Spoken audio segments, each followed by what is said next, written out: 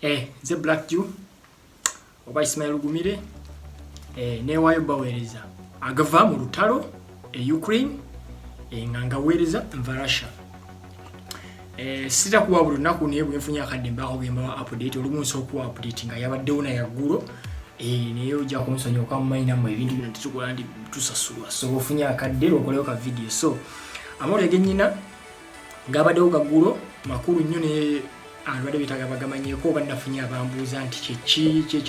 kyabaddewo ansooka bagamba nti olutalo kyagenda mu maaso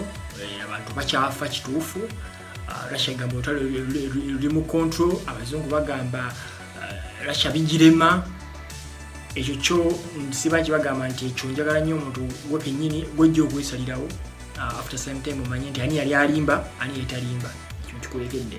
wabula nkusaba nti bubanga olutalo naye okumanya fukula ng'omanya side zombi tolaba CNN yokka na BBC labako ne ku mikutu emirala naddala independent nedala ku YouTube abantu abali independent ng'ajja kukubula ekintu ekituufu nga tasasulwa kubulya kiri ku ground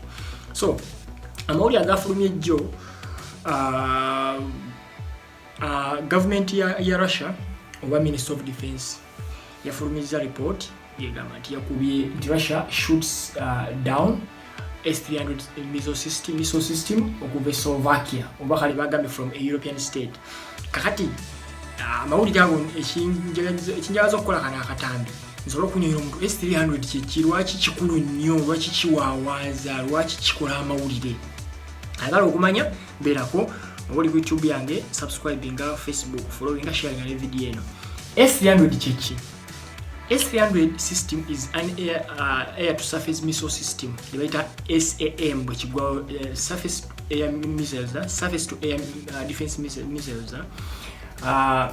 abarasha bayine yaabwe n'abamerika bayine yaabwe abamerika bagita Patriot eyabarasha bagita bayina variations bayina S-300 bayina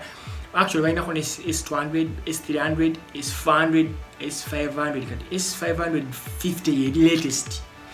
nenja yane comparingire kwanga Amerika je bayine yabagita Patriot comparingire wakati wa S-300 ne Patriot y'Amerika eri kwesinga amanyi era lwaki abazungu badde beetaaga nnyo okuwa Zelensky wa Ukraine air defense system basobola okwetaasa kinajjukirwa nti mu biseera bino byonna badde bagobera olutalo mukimanyi nti Russia badde yawamba obwengula bwa Ukraine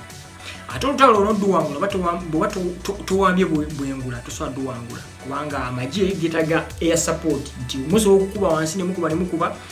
ne bwotaba okuba musobola okutuuka abantu nga mulemereddwa jjukira temulaba kiri mu maaso mukuba bukubi sinja osobola baterekedde emmundu ez'amaanyi nga temusobola zisembera bakuba bwekubi kati air gundi yino okuyamba air support kati ennyonyi wezijjiramu nezikola ki nezikugirawo abantu abo kakati omuntu singa gwolumba abeera alina air defense system nga bwolaba S-300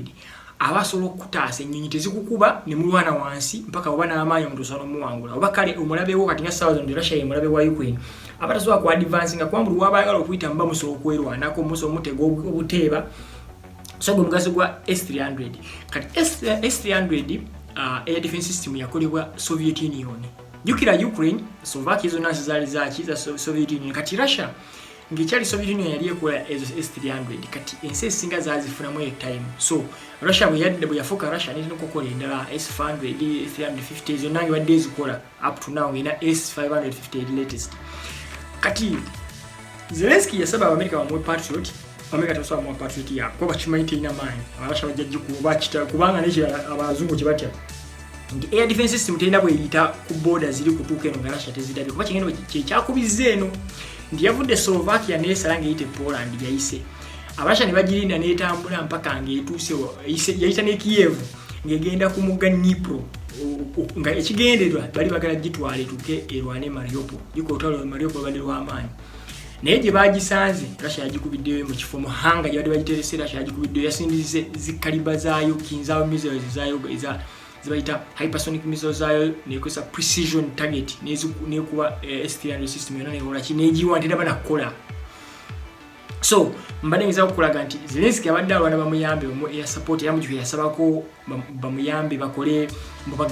abazungu oba Amerika bakulozinga obwengula bwe kitegeera which NATO na America bachi akwabaga manti in case they do that because ekyo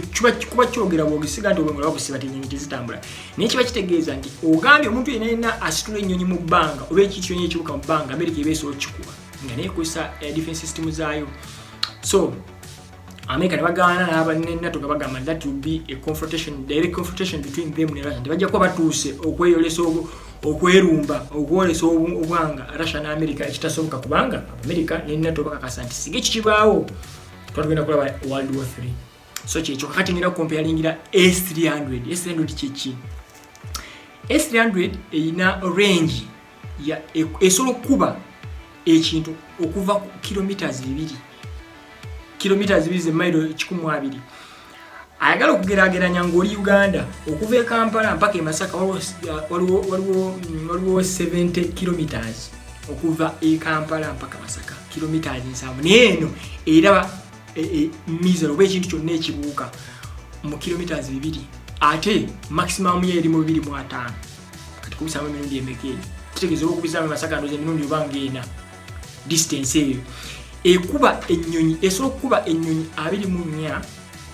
ne ballistic missiles in various combinations kugamba nti okusinga gye bazisinzidde ngenda kutira kawo akatambi nti sikatambi naye akafaananya abarengi yayo nti esobola okuba targets ezo aircraft 24 okiwulira ennyonyi 24 ng'ezikuba mu kilomita ezo zenkugambye 2 oba 2.5 ng'ezikuba kati bozi comparing eri America jibaita Patriot ekoma mu 70 kilometers.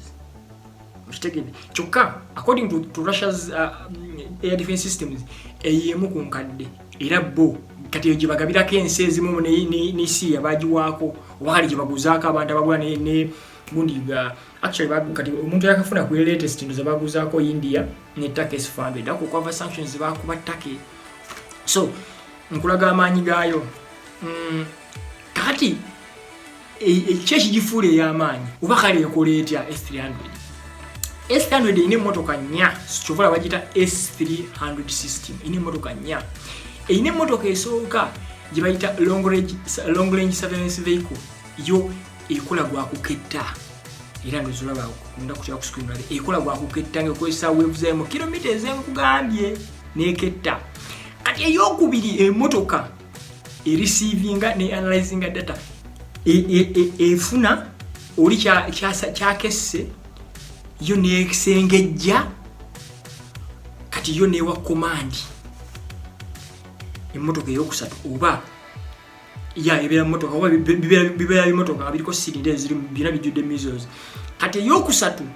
trackinga ne guiding missiles ndiyo etandika kati bagigambye tugeze nti nyonyejja evudde Tanzania eri side bweti kati eyokusatu etandika gitrackinga ngekusara radar zayo ne gitrackinga no guiding missile kubanga yo bwemala okuguidinga okutrackinga ne kuguidinga kiteza nti lockinga target jegeno kuba ne sindikira gunde yokuna jibayise launching vehicle ekuba missiles 2 ku buli target esindika missile 2 ku buli target kyokka bagamiriza okuba 24 aircraft at the same time okiwulira so iyo gye bayita S300 kyovola banti Ukraine yabadde ejagala because without it tesobola kugezaako kulinya fete ekifo S300 ekirandi kyamaanyi nti wali badde ogamba nti kale kubanga bimotoka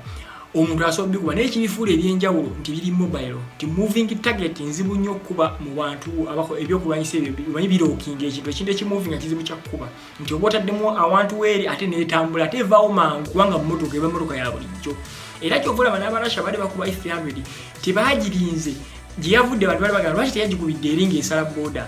bagirinze omuntu omu yagambye analyst yagambye nti waliwo okuba nga Russia yadde yagirabye naye nga okukuba moving target kye gitawaanya negamba kegirinde wene stationingira oba n'okuba nga yadde yakola barasha kituufu batwalawa alukakube so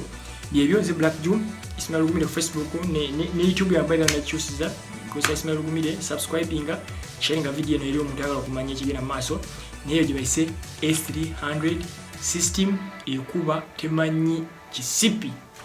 beera bulungi mwelaba